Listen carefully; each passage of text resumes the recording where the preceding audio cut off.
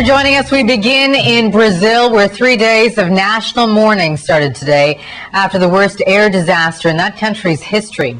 A Brazilian jet had attempted to land at the airport near downtown Sao Paulo. It's surrounded by businesses and office towers, and that meant disastrous results when the pilot tried to abandon the attempt. Nearly 200 people died in the crash. The CBC's Allison Smith picks up the story.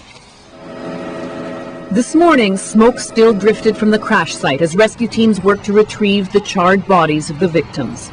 Grim remains from an exploding inferno.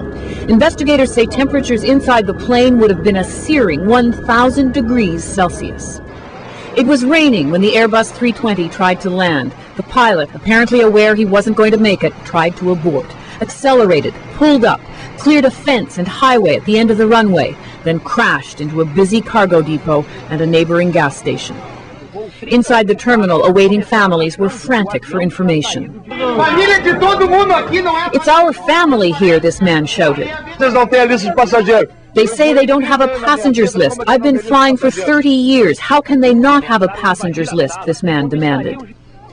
Then worry became collapsing grief. This woman's 7- and 12-year-old sons were on the plane.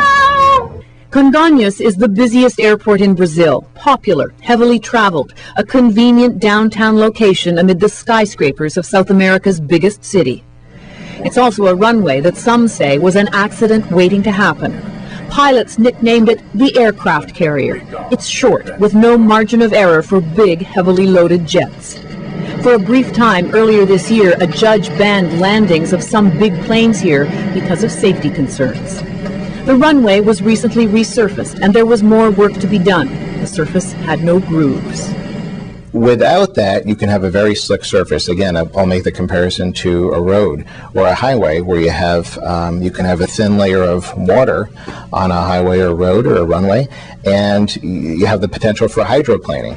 There has been ongoing criticism of air safety in Brazil. In fact, statistics show Latin America and the Caribbean have an air accident record 3 times worse than the world average.